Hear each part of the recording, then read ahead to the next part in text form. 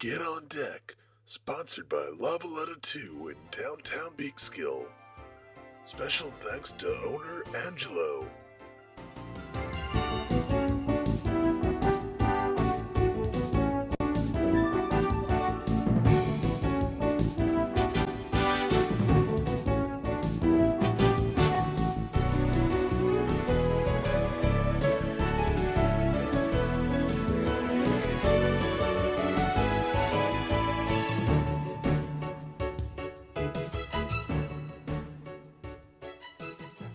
Good evening, my viewers. This is George Ondek with my feature, Meet the Candidates. And I have with me tonight Frank Catalina, the Republican candidate for mayor of Peekskill. How are you, Frank? Good, George. How are you? Thanks for having me here. It's always a pleasure. I like the people to know what's happening in the communities that I cover. Frank, again, I'd like to ask you, why are you running for mayor of Peekskill? George, I grew up in Peekskill. I went to Peekskill High School, 1975 graduate. I've lived here virtually my entire life. I've worked here every single day of my career since I graduated law school. I've been in private practice for 32 years in Peekskill, and my office is right across the street from the Paramount Theater. And I've made my life here, and quite frankly, my city is in a sad state of affairs, and I think it's definitely on the wrong track, and I'm going to remove it from that track and put it into better times. Frank, you're running with 3 other candidates for council. Why is it important for those 3 to win with you if you were to win for mayor of Peekskill this year? Who are they? Under our form of government, the mayor is really a 7th council seat. To get anything done, you need 4 votes of the council, and the mayor is a tiebreaker if they're divided 3-3. The candidates that I'm running for with are Chris Hanslick, Joe Torres, and Vincent Vesey Jr., Boo, known by his friends and family.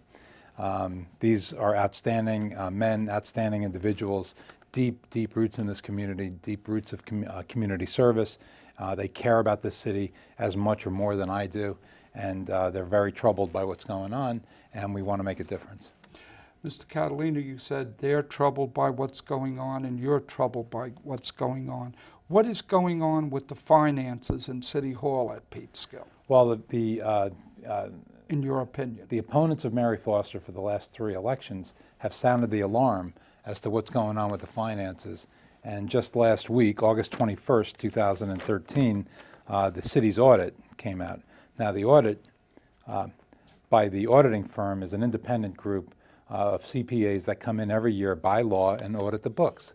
So these are not my opinions, these are facts, and they're available to your viewers at City Hall by requesting a copy of the audit. Now, the audit's about 129 pages. If anybody wants a copy and doesn't want to pay the FOIL fee, you come to my office and I will give you a copy of this. But Mary Foster, the record of Mary Foster is a $14.73 million deficit spending over a 5-year period. That's an average of $3 million a year over budget and overspending. The cumulative deficit spending is $14,733,812, and it's quite frankly a disgrace. In 2007, the last year of the Test administration, we operated at a surplus of $1.1 million. So starting, and I can give you the detail and bore your audience. Okay, that's okay. We'd like to hear details. In 2008, the Foster budget, which as soon as she came in, she modified the budget that John Testa left in place. And so her budget was $1.2 million in the red. In 2009, it was $2.3 million in the red. In 2010, $2.5 million. 2011, $4.7 million. And in 2012, $3.9 million. Cumulatively, those deficits total $14.733 million of debt. This is just a road to becoming Detroit. There's just no way around it. You don't want to use the B word, the bankruptcy word, but this is a situation where you're leaving our creditors. Our future could be in the hands of our creditors because we could be taken into bankruptcy on an involuntary basis. This is simply outrageous. And this is not coming from in the dark. We've had warning signs.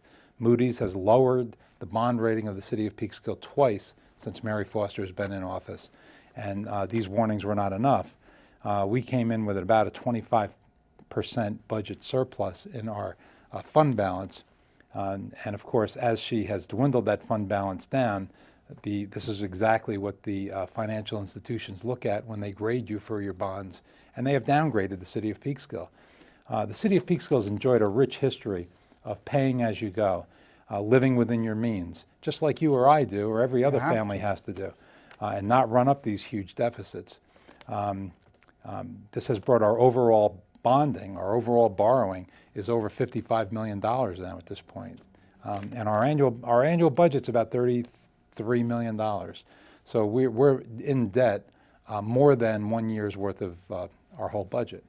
So if you just think about that for a minute, if you're a family out there and you earn $50,000 or $75,000 a year, your total debt should be within your family's limit. Yes. We are well beyond that. We're almost twice what our annual budget is, and it's actually quite scary. And this is after Mary Foster put into play those draconian budget cuts of last year. This is Budget crazy. cuts with people being laid off at the same time. Weren't something like 30 people laid off or retired? 32 positions were eliminated. Some took early retirement, some just retired and the positions were not filled. They were just eliminated. But 22 people, I think 22 was the number, that people lost their jobs and they were fired. Some were within a year or two of retirement. All of them gave good service to the city for many, many years. And you're seeing the effects of that now with City Hall's hours cut down. I had a client today, this afternoon, that had a very serious issue with the assessment on her house. She could not walk over to City Hall like I would tell them for the last 32 years. Walk over to the assessor's office, pull your property card. Let's talk to the assessor about your problem. You can't do that anymore. You're limited to 3 days a week, I think 2 or 3 hours on those 3 days a week. 10 to 1 or 1:30, I believe. It's crazy, whatever. And I believe the most experienced tax person in that office was let go with like 25 years experience. Yeah, that's correct. What was interesting in this audit was how much the Foster administration has spent on lawsuits, consultants, public relations, things like that, and the cumulative balance on that. And we've been saying it for 3 or 4 months now, and every time it's said, I think you even mentioned it at a common council meeting. Yes, and the mayor questioned me on it. I got to be full disclosure here. I'm a citizen taxpayer in Peekskill, a senior citizen. I'm a member of the Republican Party, so I'm being totally open with this show, and I do offer any Democrat or anyone running for office to come on the show with me. But go ahead. The cumulative spending on lawsuits, consultants, public relations firms, outside counsels, $4,419,612. $4,400,000. What did you say? $19,000. $4,419,000. And you have documentation, right? It's not my document. This is the auditor's document. It's on file at City Hall, and I have this summary sheet, and I have the full audit at my office. It's available, and I'll give you a copy of it for free. I won't charge you the 5 cents a page that the city will charge you. Or is it 10 cents a page? Let me just give you like some of the lowlights. I'm not going to call them highlights of this, but how much did the city spend on consultants? In 2007, the last year of the test administration, the city spent $148,000 on consultants. With a city with with a $30 million budget, $148,000 is maybe reasonable. I think it's a little high at that $148,000 number.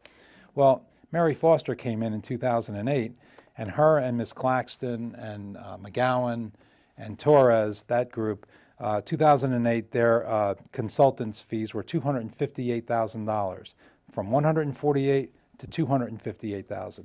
In 2009, it went down to $146,000. In 2010, it went down to $131,000. In 2011, showing a trend downward, which was good, to $91,545, which was good. But in 2012, are you ready for this number? $501,000. That's $500,000. That's $500,000 where I come For from. consultants? That's for consultants, and that's in the audit that was released August 21st, 2013. It's a crying shame. We want to talk about public relations, and these are all hidden, but we have a forensic accountant that pulled it all out. The public relations budget and what could be categorized as public relations. In 2007, the last year of the Test administration, $370,000.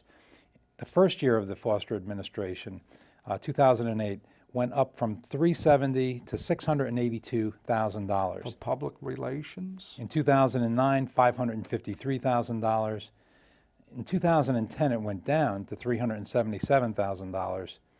In 2011, this is where it gets a little crazy, the last 2 years, $1.3 million. On public relations public to promote the city? You got it. And in 2012, $1.4 million. So the cumulative spending of all of these categories, lawsuits, and this doesn't count the, well, this is the lawsuits, the payouts, the consultants, the legal fees, the public relations, and such, $4,419,612. And I'll leave a copy of this with you so you have it next time you go to a common council meeting. You don't have to be Frank, that bashed. sounds successful. It sounds ridiculous for a city of our size, 30,000 people, or George, a $30 million budget, whatever it was. when Bill Schmidt ran for mayor, Very fine man. he warned of this. He warned of the spending proclivities of Mary Foster because she was on the Common Council at the time. She got elected fair and square.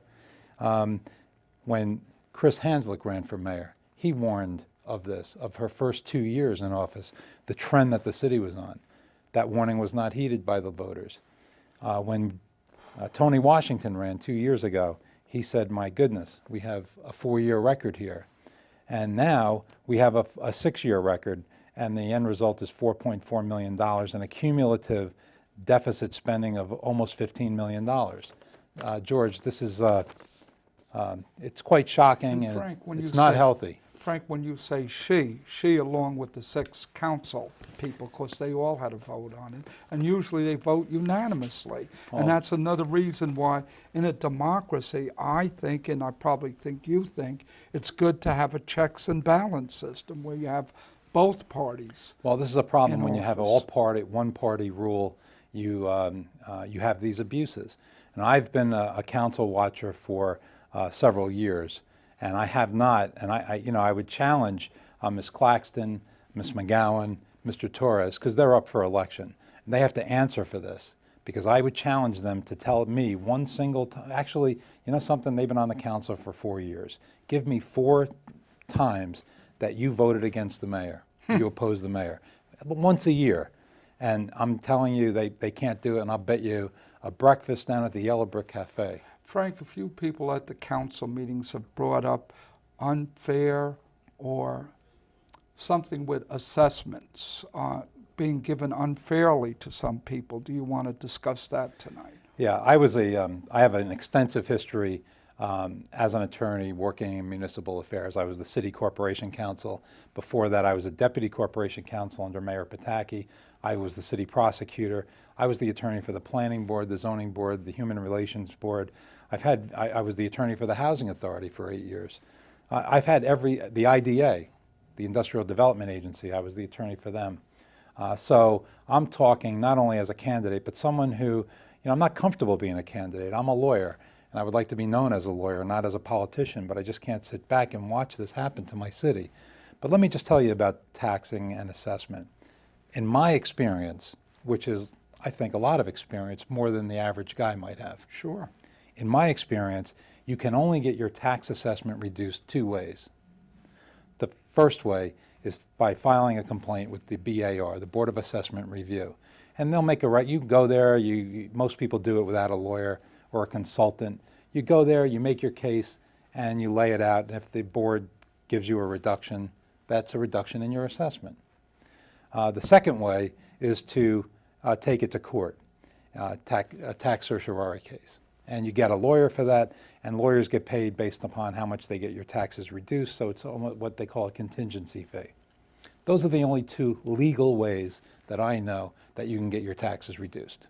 Do you know of any instances where this may not have happened, or have you heard in the community? Well, the thing is that we don't research every single piece of property and the property cards to see if these reductions were ever made outside of those two methods. But when somebody's a public official, it brings heightened scrutiny to everything that you do and everything that you own. So what somebody brought up, I think his name is Dominic Biola, he's a citizen in Peekskill. He was at the Common Council meeting, and he asked Drew Claxton how her property, the Bean Runner Cafe, had a tax reduction of 1/3, of over $4,000.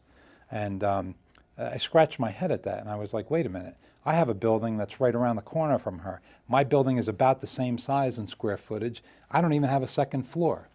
My building assessment is about $12,000 a year. That's my assessed value. I looked at the property card for Drew Claxton and the Bean Runner, and I saw that it was $12,000 a year before she took office. And when she bought the property, it was assessed at $12,000. And then, sometime after she became a councilwoman, it was unilaterally reduced by $4,000. This could be, it's very suspicious, could be criminal. Somebody should look into who reduced that. Did a councilwoman stop down to the assessor's office and make a complaint about her assessment? If she did, she would have been referred to the BAR, the Board of Assessment Review. We know that no lawsuit was filed because I checked the Supreme Court records in White Plains. So it's very suspicious how this property was reduced in assessment. Now, I know that it's been brought up at council meetings, and what we were told is that when you gut a building out, somehow the taxes are reduced. And that made me scratch my head too, because I own a building, and when I bought it, I gutted the building out. And nobody knocked on my door and said, oh, you're doing a total gut on your building. We're going to reduce your taxes by 1/3 or $4,000. We continued to pay full taxes. And then when we finished our completion, which took about 8 months, our taxes actually went up because of the improvements that we put into it. On the Bean Runner structure, the taxes were reduced by 1/3. And and it's a beautiful building, it's a beautiful business, and it's a benefit to have in the city. And we're not criticizing people that want to invest. We're criticizing people that don't pay their fair share of taxes. When you sit there and have a spending record like this, Ms. Claxton, and pass on tax increase after tax increase to the average homeowner, but you don't pay your fair share of taxes, Frank, that's suspect, and somebody should look into that. glad you brought Well, let me just finish. When the work was done on the Bean Runner, the taxes were increased $1,000. 1,000. And recently another 1,000. So they're back. So 1/2 of what it was reduced has been recovered. To cap this off, to cap off my personal investigation of this, my building has the same footprint, the same square footage roughly. I don't have a second floor. Ms. Claxton's building has a second floor. So in effect, she has twice the square footage. She has twice the square footage that I do, and she pays 1/2 of the total taxes that And I pay. usually businesses of comparable size are taxed comparably, it sounds like. We're on the what you're same trying to block. say. Or on the same block. We're on the same block. I mean, we're not even on different ends of town. We're both in the same commercial zone. We're both on the same block. We both should be assessed properly for the fair market value. But one of us is paying 50% of what she should be paying based upon just on square footage. And my building, the cost of my renovations were all put forth in my application for a building permit, as were Ms. Claxton's. And she was issued a CO when that work was completed, and so was I. My taxes went up. They were never reduced because of demolition. Hers were somehow reduced by 1/3 by demolition, and never even back. She's not even back now to what those taxes were in 2002. I think it's wrong. I think when you're a public official, even if you're paying more than you should be paying in taxes, you should shut your mouth and pay it. You should not have your taxes reduced, even if you're entitled to a reduction. This is exactly the opposite of Ms. Claxton. And speaking of taxes, Frank, as you probably know, in Peekskill, for over 20 years, I've been a tax advocate for lower taxes or fair taxes for everyone. Peekskill, I understand, under this administration has put in an exit tax or a tax when you sell your property. I think only one or two other cities in Westchester have that. And the mayor is toying with the idea of revaluation of property. What is your views on that as being a mayoral Well, candidate? the first thing you're talking about is a transfer tax. The state of New York charges a transfer tax, $4 per thousand. The city of Peekskill has a 1% tax. So if you sell your house for $100,000, we'll say, okay, in the New York state tax would be $400. The city of Peekskill tax is going to be $1,000. 1,000? 1% of your purchase price. So if you sell your house for $100,000, you will pay the city $1,000. The state of New York only wants $400. I think it's an outrage. And the only other city that has such a tax is the city of Yonkers. That's the only city. That's the mayor's old home city, I understand. Well, my home city, too. It's a great city. Yes. But some of the fees are a little ridiculous. How do you For a feel- small town like Peekskill to have a transfer tax is a little ridiculous, quite frankly. Frank, how do you feel about some of the nuisance taxes or fees she tried to implement and the council on condominium owners? And I know you're a condominium owner like I am. I live in a condominium, so I might be a little prejudiced by this. But I've owned a single-family home. I own a co-op at Stonegate still. My father-in-law lives there, and I live in a condominium. And let me just tell you this: when 217 homes at Stonegate or 429 homes in Chapel Hill, where I live, get together and they put their garbage in dumpsters, it saves the men from picking up 429 garbage cans. And they pick up 2 or 3 dumpsters. That saves the city money. It saves the city wear and tear on our machines. And they pay their taxes for it anyway. So what we have here is savings by the city in manpower, savings on labor and use of the equipment and machines, and they're collecting the taxes for it, yet they still put an extra garbage tax on. And Frank, I and about 5 other condominium associations now pay a garbage fee to a private carter to pick our garbage up. There was some kind of something that we didn't have to pay that, but the mayor didn't come up with it. Because when they were hit with that fee, the HOAs, the homeowners associations, found that it was cheaper for them to go out to private Yes. carters than to pay this Yes. this garbage tax. This, instead of being held up by the city. And Frank, in effect, we have triple taxation. We have to pay that garbage carter. We have to pay to take our large items to the dump on Saturday. And I understand part of the DPW is still part of our taxes. I don't know if that's true. It is. Okay, so we're paying triple taxation. And how do you feel about the 700 families in condos who were affected by something like that? Well, it's not only them. I think it's an outrage that you would collect taxes, which includes the fees for garbage collection, and then hit certain residents, not all residents, Right. but certain residents get hit for an added fee. I think it's wrong. It's just wrong. Frank, I was... Let me just tell you this. I mean, you've said it at council meetings, and you've said it here again today. This is not just something that affects condo residents or co-op residents, but 3 or 4 family homes, multifamily homes, and there's many of them throughout the city, they pay additional fees. A member of my family owns a 6-family house on Washington Street. They pay $200 every quarter. So that's $800 a year extra that they pay just for garbage collection. So one class of taxpayers has to pay one fine or not fine, tax An extra or tax, fee, yeah. but others get away Right. with it. If really. you have a That six- doesn't sound If you have a democratic. If you have a 6-family house or an 8-family house or a 10-family apartment building, you're assessed and you're paying taxes on that, on the value of those 6 or 8 or 10 units. So why should, and the taxes that you pay include garbage collection. Why should they then have to pay an extra garbage fee? I don't get it. I don't understand it. And the collection down at the dump is outrageous. I've been down there. I've met literally hundreds of people in every other Saturday that I've been down there.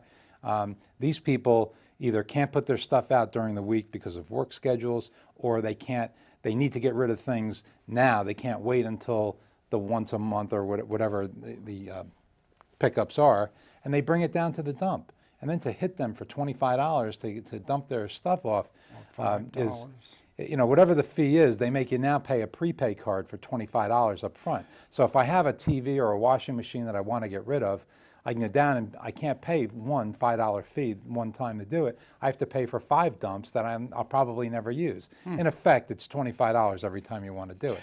And she's been raising these nuisance taxes since she's been in office. The last 2 taxes were almost double what Governor Cuomo had suggested, 2%. But with their additional interest and fees, it came to like 3.65. So it doesn't sound like she's saving taxpayers' money in Peekskill. It sounds like strict enforcement of the codes to get additional money. And you mentioned Miss Claxton. She's the deputy mayor. I saw how anxious she was when I was watching a committee of the whole meeting. Miss Mayor, send those letters out to the condo owners. They really thought we were going to pay that higher fee to the city. Instead, we got fees at half the price from private carters. But it's a shame we had to resort to that, and it's a shame we have to pay extra money now. 700 families, Frank. And it's a shame that some condo owners have to resort to litigation against their own city to get rid of this tax, and that's been done. And that's some condo owners have sued. The condo owners that have sued, I think up at across from the Beach Shopping Center, the Meadows. I don't know. Society Hill. I don't know for sure if that's true. They have written agreements where the city agreed to pick up their fees. In return, when the condos were being built, they bought the city fire trucks or other cash deposits. When they did that, they were promised that they would have garbage pickup. So how could the mayor and the council all of a sudden change that and say you have to pay a fee now? Well, who were they to all of a sudden arbitrarily say that along with their corporation counsel? And I understand they've had 3 corporation counsel in the past year. What does that tell you, being a lawyer, Frank? But I don't really want to comment on a lawyer's professional courtesy to another lawyer. Right. Listen, I'm a lawyer. I've been a lawyer for 32 years. A lawyer's job is to represent their client. And if the client is not listening to your advice, you move on. And Frank, you really care about your community. You've lived here all your life. Your family's lived here all their life. So in a 2-minute wrap-up, close out the George Ondek Show now. Why you're running for mayor and why people should vote for you. Well, thank you very much, George. I appreciate the opportunity to be here to address the citizens again. Like I said, I've lived here virtually all my life. I've worked here all my life. I've made my living here. I've given my life to my job and my town and my city. I don't like the way things are. The city looks almost exactly the same as it did 6 years ago when Mary Foster took office. The riverfront, nothing has happened down there except the Peekskill Brewery.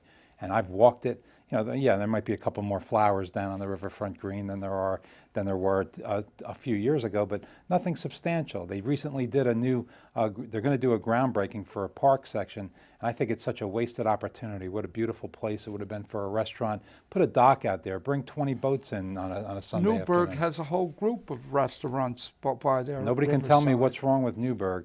What's wrong with Newburgh? They have 5 or 6 restaurants in a row, 30, 40, 50 boats on a Saturday or Sunday afternoon come in and out of there. It's a destination spot. This is not a destination spot. How can people reach you, Frank, if they want to volunteer for you or? Our office is at 32 North Division Street, right across the street from the Quiet Man, right next door to the Division Street Grill. Stop down. We're always open. We have volunteers all the time. I presented Frank Catalina tonight on the George Ondek Show. Thank you once again. Thank you so much, for informing the viewers. We appreciate it.